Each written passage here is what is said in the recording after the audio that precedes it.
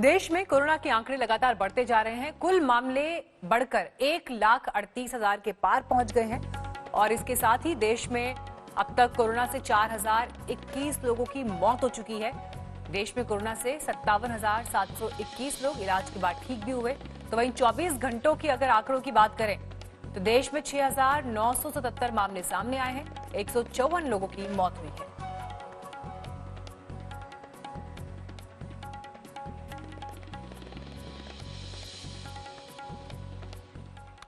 Corona के लेकिन बढ़ते आंकड़ों के बीच आज से शुरू हो गई है घरेलू उड़ान।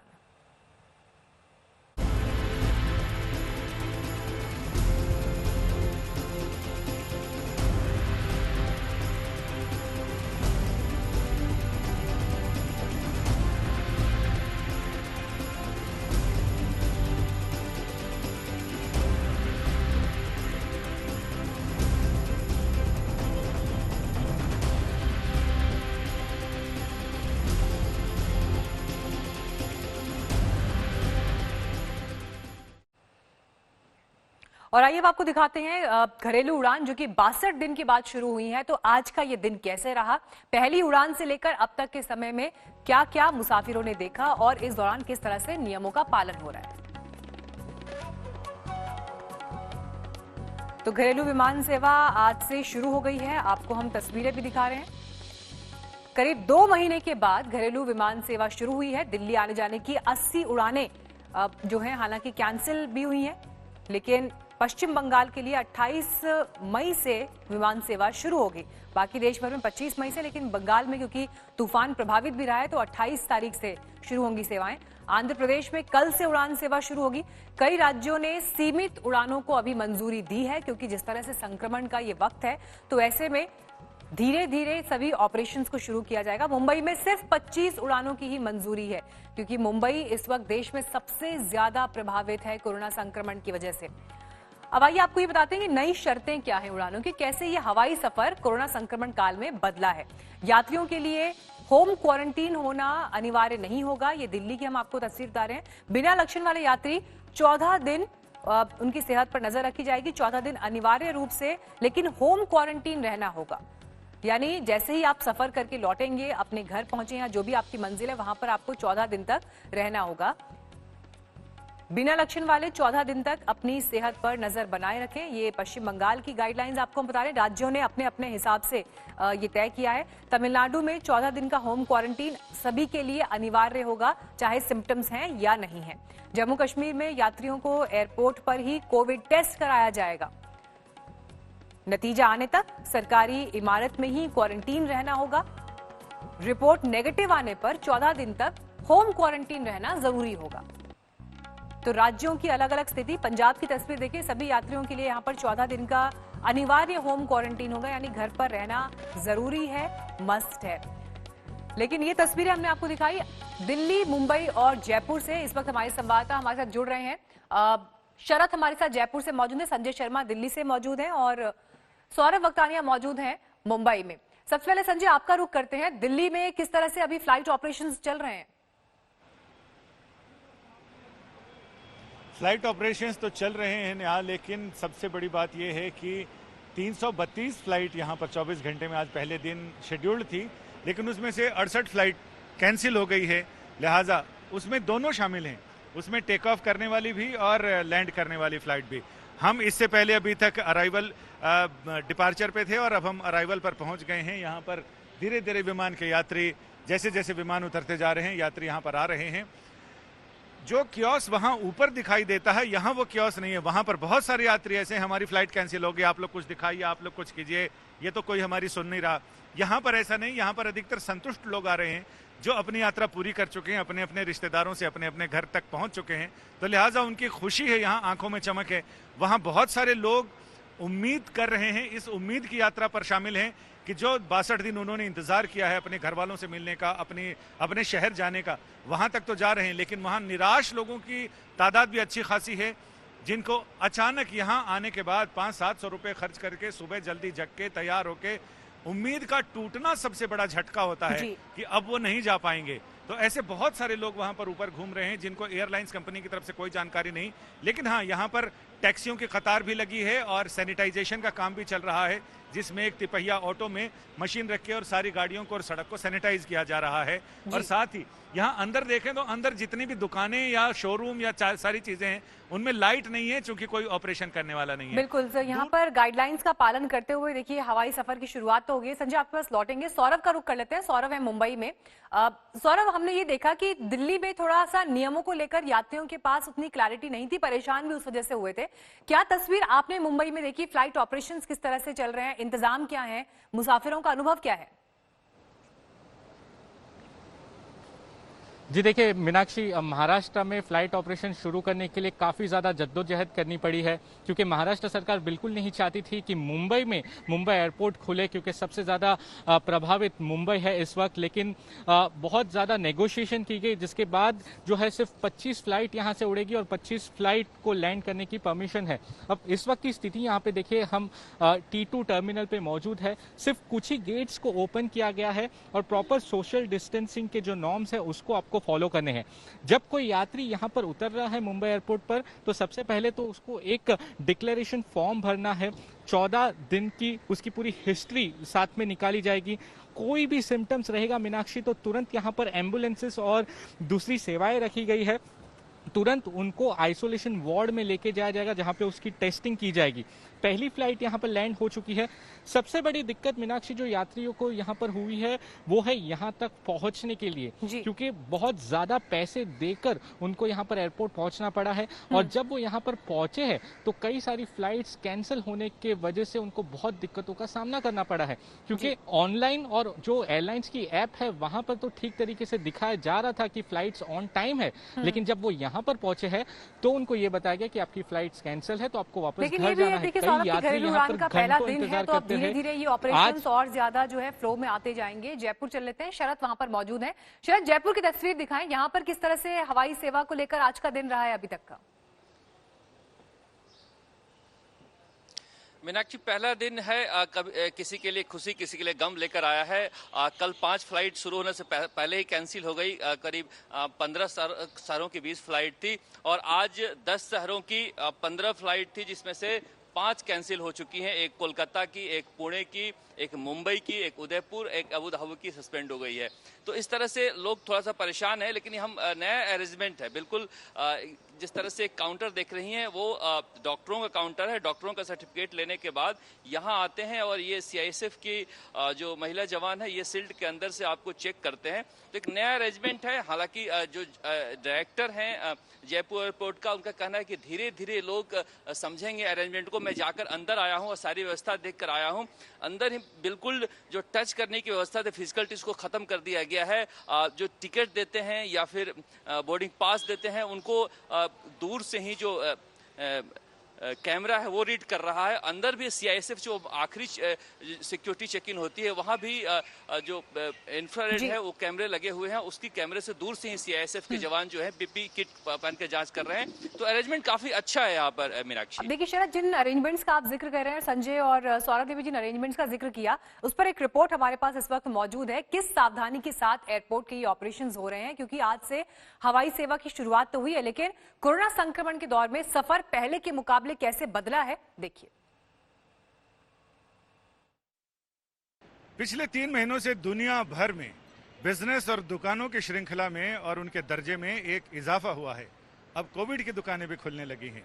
कोविड के शोरूम, कोविड का ठेला, कोविड का खोखा। और जिन लोगों से बात करें, अभी तक तो लोग कहते थे आप क्या करते हैं, हम किराने की दुकान चलाते हैं, हम ये करते हैं। अब तो लोग कहते हैं कि हम कोरोना की दुकान करते हैं।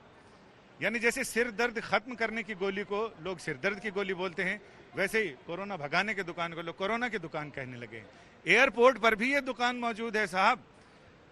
रेलवे स्टेशन हो, बाकी एक नया तरह का वेंचर शुरू हुआ। यानी इसमें क्या क्या सामान है आप देख सकते हैं। इसमें ऐसे थैले हैं जो कि बिल्कुल टच के बिना बिल्कुल अलग से रखते हैं। सैनिटाइजर हैं, ग्लव्स हैं, N19 और बाकी तरह तरह के मास्क हैं और PP किट भी यहाँ पर मिल रहे हैं, फेस शील्ड मिल रहा है।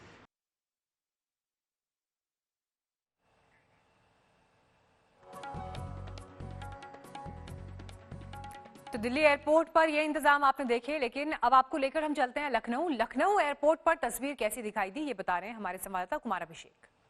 लगातार एयरपोर्ट पर यात्री पहुंच रहे हैं क्योंकि आज से फ्लाइटें शुरू हो चुकी हैं। एक बड़ी समस्या जो लोगों को आ रही है वो जो एसओपी, जो यहाँ स्टैंडिंग ऑपरेटिंग प्रोसीजर जो सरकार ने जारी किया है, उसके तहत लोगों को ऐप डाउनलोड करने हैं, खुद को रजिस्टर करना है, अपने बारे में बताना है और तब जा करके ही इनकी टिकट ओके होगी। ये हमारे साथ एक सज्जन है जो पहुंचे हैं, इनकी फ्लाइट है और बाकायदा इनको काफ़ी वक्त लगा है अपना उसे डाउनलोड करके अपने को रजिस्टर करने में। क्या हुआ है और कितना टाइम लगा?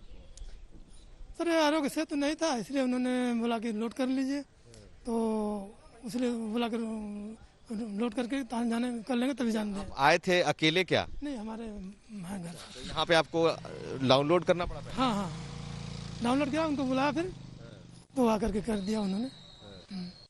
और वहाँ पर जब गए तो आपको वापस किया गया कि आप पहले करके आइए? आरोग्य सेतु लोड तो कंपलसरी है। तो जो लोग स्मार्टफोन से बहुत ज़्यादा परिचित नहीं हैं या फिर जिन्हें जो टेक सेवी थोड़े कम हैं, वैसे लोगों को दिक्कत का सामना करना पड़ रहा है। और अब बात यूपी के मेडिकल महानिदेशक के उस फरमान की जो जितनी तेजी से आया उतनी ही तेजी से वापस भी हो गया। पहले डीजी के गुप्ता ने आदेश पारित किया कि कोविड अस्पतालों में मोबाइल से संक्रमण फैलेगा, लिहाजा कोरोना के मरीजों को मोबाइल रखने की इजाजत नहीं होगी। लेकिन सियासत गरमाई तो इससे बचने के लिए इस फैसले को चंद ही घंटों में बदल दिया गया।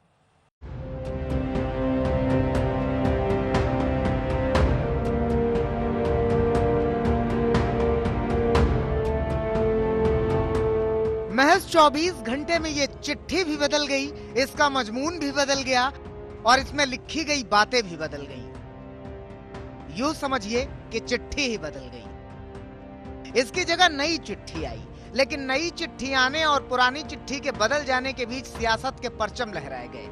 सियासी नहले पर सियासी दहले बरसे। इसलिए पहले पुरानी चिट्ठी का मामला समझ लीजिए। यूपी में कोरोना के मरीजों को उनकी स्थिति के आधार पर L1, L2 और L3 यानी 3 हिस्सों में बांटा गया है। और उत्तर प्रदेश के डीजी मेडिकल और प्रशिक्षण के गुप्ता ने आदेश पारित किया कि कोरोना संक्रमित मरीज मोबाइल फोन का इस्तेमाल नहीं कर सकेंगे। आदेश में कहा गया कि कोविड KL2 और KL3 अस्पताल में मोबाइल की इजाजत नहीं होगी। सिर्फ अस्पताल के वार्ड के पास ही 2 मोबाइल होगा, जिससे मरीज अपने परिजनों से बात कर सकेंगे। आइसोलेशन वार्ड्स में मोबाइल अलाउ नहीं होगा। ये इन्फेक्शन कंट्रोल के लिए होगा, क्योंकि इस संक्रमण से बचाने के लिए अगर मोबाइल को आप अंदर अलाउ करेंगे आइसोलेशन वार्ड्स में, तो उससे संक्रमण बाहर आने की बहुत ज्यादा चांसेस रहते हैं और ज्यादा फैलने के चांसेस रहते हैं। इसको लेकर ये एडवाइजरी जारी की गई है।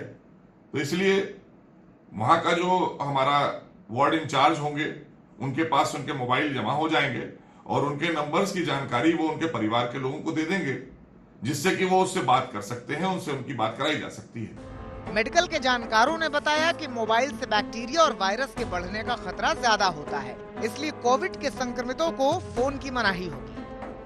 मोबाइल आज देखा जा रहा है कि एक संक्रमण का, इन्फेक्शन का, केवल कोविड के ही संक्रमण का नहीं, अन्य बीमारियों के वायरस, बैक्टीरिया का बहुत हाई कंसंट्रेशन उस पर पाया जाता है और उसको सैनिटाइज करना एक बड़ा दुष्कर कार्य है, क्योंकि पानी का प्रयोग करना सभी मोबाइल में या अल्कोहल बेस्ड जो सैनिटाइजर्स हैं वो भी उसमें भीतर प्रवेश करके उसकी मशीन को ख़राब कर सकते हैं। अतः ये उनका संक्रमणहीन करना बहुत ही मुश्किल हो रहा है। तो इस बात को ध्यान में रख करके दूसरा, हर मरीज जो भर्ती है कोविड-19 से, वो मोबाइल को कैसे सैनिटाइज करते हैं इसके बारे में पूर्णतया परिचित भी नहीं होता है। बताने के बाद भी उसका पूर्ण अनुपालन नहीं हो पाता है। मोबाइल फोन के बैन होने की इस खबर ने उत्तर प्रदेश की सियासत में संग्राम छेड़ दिया। समाजवादी पार्टी के अध्यक्ष और उत्तर प्रदेश के पूर्व मुख्यमंत्री अखिलेश यादव ने योगी सरकार पर निशाना साधा। अगर मोबाइल से संक्रमण फैलता है तो आइसोलेशन वार्ड के साथ पूरे देश में इसे बैन कर देना चाहिए। यही तो अकेले में मानसिक सहारा बनता है। वस्तुतः अस्पतालों की दुर्व्यवस्था व दुर्दशा का सच जनता तक न पहुंचे, इसलिए ये पाबंदी है।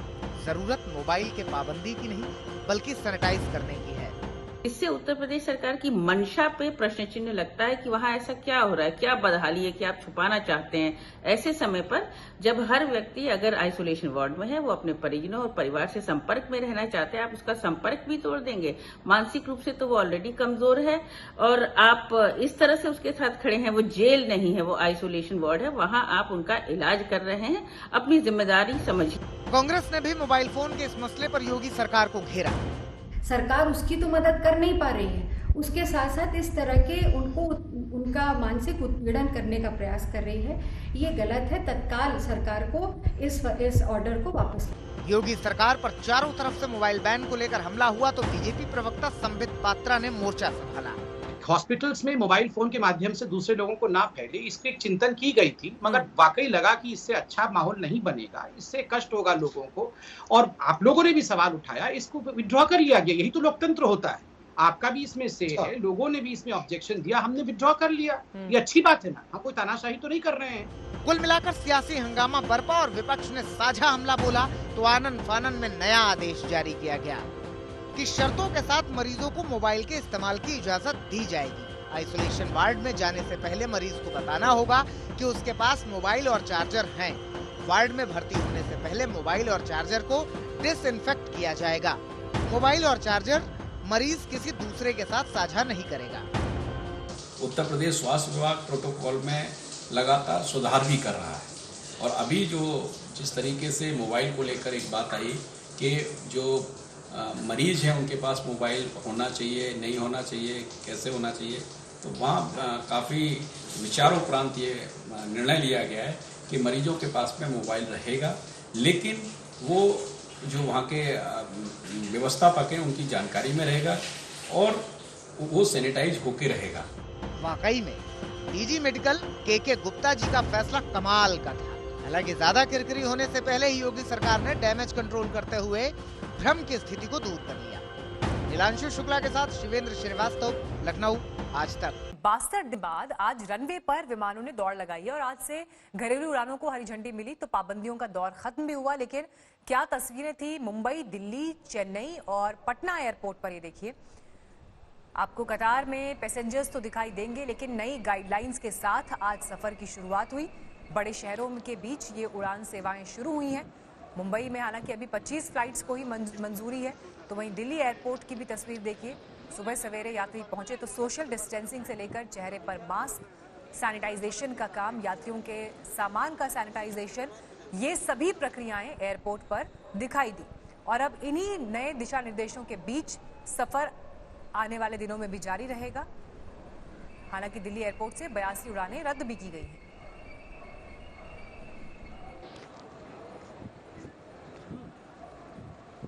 आज एक ऐतिहासिक दिन है क्योंकि जिस तरह से लगातार लॉकडाउन में तमाम डोमेस्टिक फ्लाइट्स बंद थी वो आज खोली गई हैं। जी हाँ, लगभग 2 महीने बाद खोली गई है और मैं मौसमी सिंह आपको ले चलूँगी दिल्ली से लखनऊ। हम सफ़र करेंगे और उसके ज़रिए आपको सारी जानकारी देंगे कि किस तरह से आप एहतियात बरतते हुए ट्रैवल कर सकते हैं। आपने देखा हुआ है मैंने ग्लासेस पहने हुए, मास्क पहना हुआ है, ग्लव्स पहने हुए हैं और यहाँ पे सोशल डिस्टेंसिंग के मेजर्स आपको T3 टर्मिनल में दिखाई दे रहे हैं। और आपको बता दें ये सब अनिवार्य है। आरोग्य सेतु ऐप अनिवार्य है, कंपलसरी है। अब चलिए चलते हैं, हम चलेंगे दिल्ली से लखनऊ और इस दौर में क्या क्या एहतियात आपको बरतते हैं, क्या क्या प्रोटोकॉल्स फॉलो करना है, ये हम आपको बताएंगे।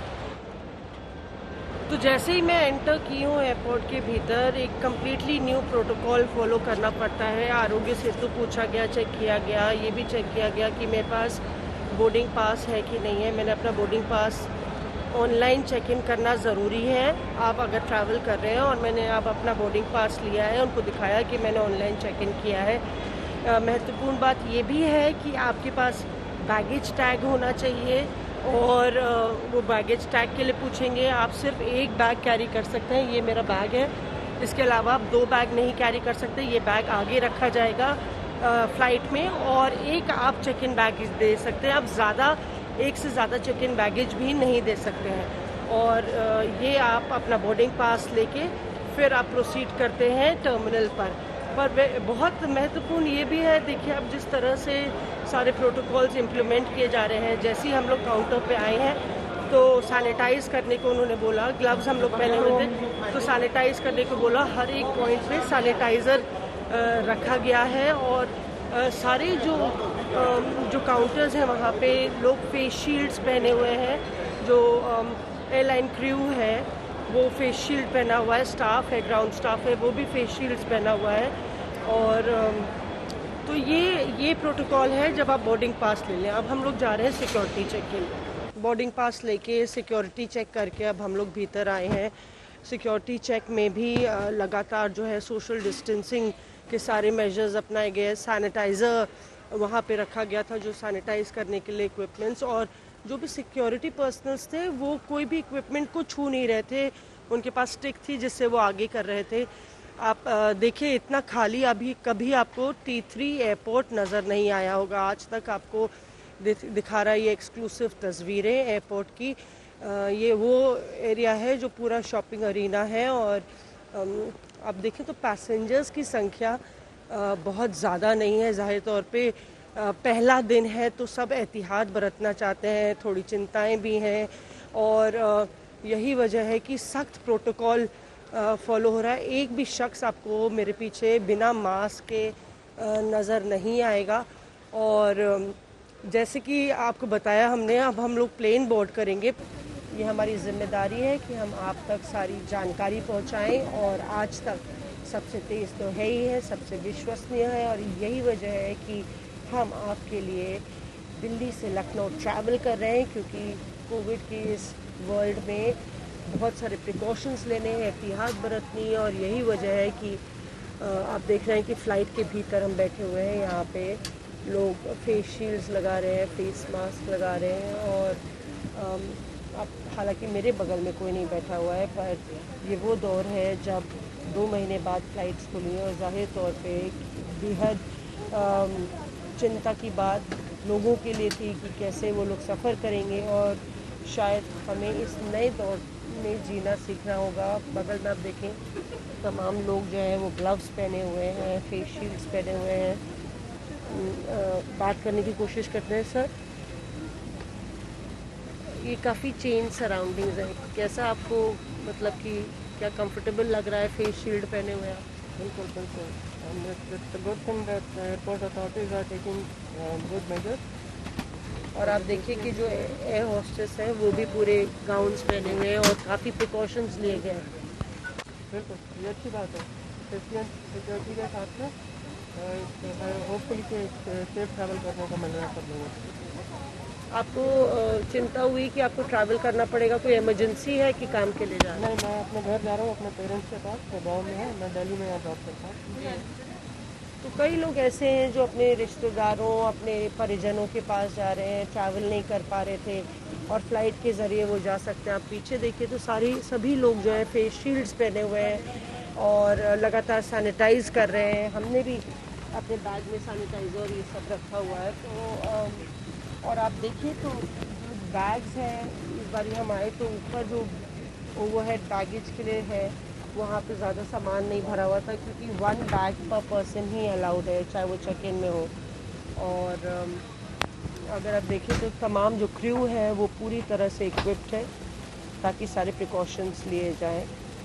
ये एक्सक्लूसिव तस्वीरें हम आपको दिखा रहे हैं, किस तरह से आप ट्रैवल कीजिए, क्या बदला है क्या नहीं बदला है इस नए दौर में। तस्वीरें आपने देखी दिल्ली से लखनऊ के सफर में मौसमी सिंह के जरिए कि कैसे अब हवाई सफर बदल गया है कोरोना संक्रमण के इस दौर में। जयपुर एयरपोर्ट की तस्वीरें अब आपको दिखाते हैं। हमारे संवाददाता शरद जब वहां मौजूद थे तो घरेलू उड़ानों को लेकर क्या तस्वीर आज दिखाई दी जयपुर एयरपोर्ट पर, देखिए रिपोर्ट। एयरपोर्ट पर आज से जयपुर में फ्लाइट का ऑपरेशन तो शुरू हो गया है। 20 फ्लाइट यहां से आ रही हैं और जा रही हैं। हालांकि कोलकाता की फ्लाइट जो है वो कैंसिल हो गई है। यहां पर देखा जा सकता है कि टिकटिंग काउंटर पर भीड़ है, लोग खड़े हैं।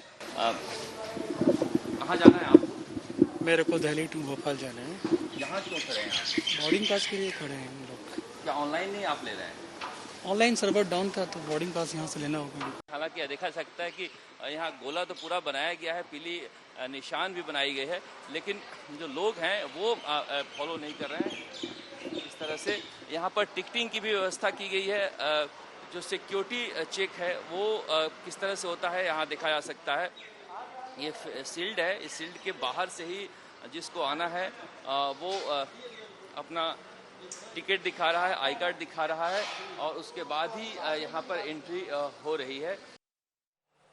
आज तक के संवाददाता देश के तमाम हवाई अड्डों पर मौजूद हैं। मुंबई में हवाई सफर को लेकर क्या तस्वीरें, हालात हैं, देखिए संवाददाता सौरभ वक्तानिया की रिपोर्ट। लगभग 2 महीने के बाद आज देश में डोमेस्टिक फ्लाइट सेवाएं शुरू हो रही है। इस वक्त हम मुंबई के एयरपोर्ट पर मौजूद है और यहाँ के ताज़ा हालात देखिए। आज मुंबई एयरपोर्ट पर सिर्फ और सिर्फ 25 फ्लाइटें लैंड होगी और टेक ऑफ करेगी। सोशल डिस्टेंसिंग का कैसे जो है फॉलो किया जा रहा है वो देखिए। 3 लेयर्स बनाए गए हैं, कुछ ही गेट्स को खोला गया है। मुंबई एयरपोर्ट देश का सबसे बड़ा एयरपोर्ट और सबसे बिजीएस्ट एयरपोर्ट इसे कहा जाता है। एक दिन में 1000 से ज़्यादा ऑपरेशंस कर सकता है ये एयरपोर्ट, लेकिन आज यहाँ पर सिर्फ 50 ऑपरेशंस हो गए। थर्मल स्क्रीनिंग की जाएगी। जो यात्री एयरपोर्ट से उतरेंगे, जो लैंड होके बाहर आएंगे, उनसे डिक्लेरेशन फॉर्म भरा जाएगा। कुछ भी सिम्टम्स रहेंगे तो उन्हें तुरंत आइसोलेशन और उनका टेस्ट किया जाएगा। जो सबसे बड़ी दिक्कतों का सामना यहाँ पर यात्रियों को करना पड़ रहा है कि कई फ्लाइट्स कैंसिल हो चुकी है। जी हाँ, लोगों से जब हमने बात की तो उन्होंने कहा कि ऑनलाइन उनकी जो फ्लाइट्स है वो ऑन टाइम दिखा रही है। उन लोग ने जो है कस्टमर केयर पर पूछा, वहाँ पर उनकी फ्लाइट्स ऑन टाइम है, लेकिन जब वो एयरपोर्ट आए हैं तब जाके उनको पता चला है कि उनकी फ्लाइट्स कैंसिल कर दी गई है। आप देखिए यहाँ पर कितनी ज़्यादा भीड़ इस तरफ लगी हुई है। ये जो यात्री आपको दिखाई दे रहे हैं वो यहाँ पर बहुत ज़्यादा परेशान है, क्योंकि काफ़ी दिक्कतों का सामना करके वो यहाँ पर एयरपोर्ट पहुँचे थे। सबसे बड़ी दिक्कत यही थी, गवर्नमेंट ने भी यही कहा था, महाराष्ट्र की गवर्नमेंट में, कि जो यात्री है वो जब एयरपोर्ट आएंगे तो वो जो टैक्सी, बसेस और जो प्राइवेट कैब्स है उनकी सेवा ठीक तरीके से नहीं हो पाएगी। मुंबई सबसे ज़्यादा कोरोना से संक्रमित है, रेड जोन में आता है। तो सारी दिक्कतों के बीच कई सारे यात्री आप देखें यहाँ पर आए हुए हैं, लेकिन जब वो यहाँ पर आए हुए हैं उनको पता चला है कि उनकी फ्लाइट्स कैंसिल कर दी गई है। कई पैसेंजर्स तो आज की फ्लाइट के लिए कल शाम से एयरपोर्ट पर पहुंचे हुए हैं, लेकिन जब वो यहाँ पर आए तो उनको पता चला कि उनकी फ्लाइट्स कैंसिल कर दी गई है। तो ये हाल है मुंबई एयरपोर्ट का। इंफॉर्मेशन की जो कमी है वो साफ तौर पर यहाँ पर दिखाई दे रही है। कैमरा पर्सन समीर शानबाग के साथ सौरभ वक्तानिया, मुंबई आज तक। दिल्ली, लखनऊ, मुंबई, जयपुर की तस्वीरें हमने आपको दिखाई, लेकिन यात्रियों का आज का अनुभव क्या रहा जब घरेलू उड़ानों की शुरुआत हो रही है, उनकी भी बात सुनिए। एयरपोर्ट का एक्सपीरियंस बहुत अच्छा था। फ्लाइट में बहुत अच्छा एक्सपीरियंस था। एयरपोर्ट अथॉरिटीज़ ने, हमारी गवर्नमेंट ने बहुत अच्छा इंतज़ाम किया हुआ था। Everything was neat and clean. My compliments to Narendra Modi government and the team, and specially the airport authority and the entire civil aviation team. पहले से काफ़ी बेटर था, सब कुछ वेल सैनिटाइज था। जो भी इंस्ट्रक्शंस थे पैसेंजर्स के लिए वो काफ़ी क्लियर थे and all were very good. पहले से काफ़ी चेंज है, प्रिकॉशन के साथ लोग चल रहे हैं। अब पहले सैनिटाइजेशन में था नहीं, गैप था, अब लोग थोड़ा फॉलो कर रहे हैं पहले से, तो अच्छा है। पहले से लोग थोड़ा फॉलो करेंगे चीज़ें जैसे गवर्नमेंट के रूल्स हैं। बीते दिनों चीन ने लद्दाख में 4 बार घुसपैठ की है। भारत की सीमा में घुसपैठ से चीन का लगातार इनकार रहा, लेकिन उसकी हरकतों की पोल पट्टी खोलने वाला सैटेलाइट सबूत हम आपके सामने रखने जा रहे हैं।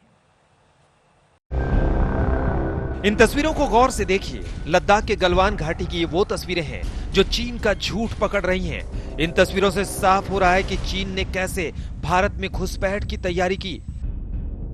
चीन के स्थायी टेंट, बड़े बड़े ट्रक और मशीनरियां, ये सबूत है कि सरहद पर कोई छोटी मोटी झड़प नहीं हुई।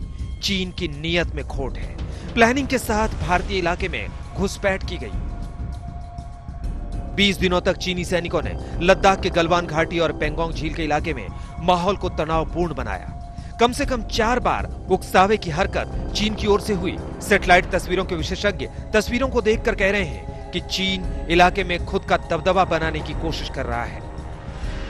देशों के बीच में बॉर्डर व्यवस्था में हमेशा उतार चढ़ाव आते रहते हैं, और भारत और चीन के बीच में जो बॉर्डर की पुरानी समस्याएं हैं वो चूंकि अभी तक सुलझाई नहीं गई हैं, ये धीरे धीरे जरूर उठ के आएगी। लेकिन इसका अर्थ ये नहीं कि हम उनकी बंधन भपकी से जड़ जाएं और ये समझने लगे कि चीन हमारे लिए कोई बड़ी अड़चन ला रहा है। चाइनीज की ये चाल जो है ये एक बहुत ही एग्रेसिव पोस्चर है और चालाकी का उन्होंने मूवमेंट किया है और नॉर्मल इंकर्शन के मुकाबले उन्होंने इस बार गलवान वैली, दौलत बेग ओल्डी के ऑपोजिट और पेंगोंगसो लेक के स्ट्रेटेजिक फिंगर एरियाज में अपनी डिगिंग और अपनी बंकर कंस्ट्रक्शन की एक्टिविटी शुरू करी हुई है और बैक ऑफ करने से नहीं मान रहे। सैटेलाइट तस्वीरों में चीन की चाल दिखी है तो घुसपैठ का मुकाबला करने का भारत का संकल्प भी दिखा। भारत की सेना ने इलाके में अपने सैनिकों की तादाद बढ़ाई है। थोड़ा सा चाइना को लगता है कि शायद कुछ हरकतें उनके लाइन ऑफ परसेप्शन की साइड पे हो गई हैं, तो उसकी वजह से ये इश्यू थोड़ा सा बढ़ गया है और थोड़े तनाव बढ़ने के कारण दोनों साइड से थोड़ी डिप्लॉयमेंट ज्यादा हो गई है। मुझे नहीं लगता कि ये इसमें कुछ ज्यादा फिक्र की बात है। ये थोड़े दिन रहेगा, उसके बाद जो लीडरशिप है लोकल लेवल पे या हायर लेवल पे या डीजीएमओ लेवल पे बातचीत करके ये विड्रॉ हो जाएगा। ये सैटेलाइट तस्वीरें जमीनी हालात को बता रही हैं, तो साथ ही ये समझा रही हैं कि कोरोना की वजह से कूटनीतिक मार झेल रहा चीन अब ध्यान भटकाने के लिए इस तरह की घुसपैठ को बढ़ावा देने की कोशिश कर रहा है। इस बीच भारतीय सेना ने उन अफवाहों का खंडन किया है जिसमें कहा जा रहा था कि चीन ने भारत के सैनिकों को बंधक बना लिया है। गलवान नाला क्षेत्र में चीन और भारत की सेनाओं के बीच में विवाद खत्म होने का नाम नहीं ले रहा है। चीनी सेना की कोशिश है कि डोकलाम की तर्ज पर इस विवाद को लंबा खींचा जाए। इस बीच सेना प्रमुख जनरल मनोज मुकुंद नरवणे ने जमीनी हालात का जायजा लिया है। चीनी सेना कई मोर्चों से भारत पर दबाव बना रही है, लेकिन भारतीय सेना की तैयारी भी पूरी तरह से मुकम्मल है। कोशिश की जा रही है कि मसले का जल्द हल निकले। मंजित नेगी, दिल्ली, आज तक।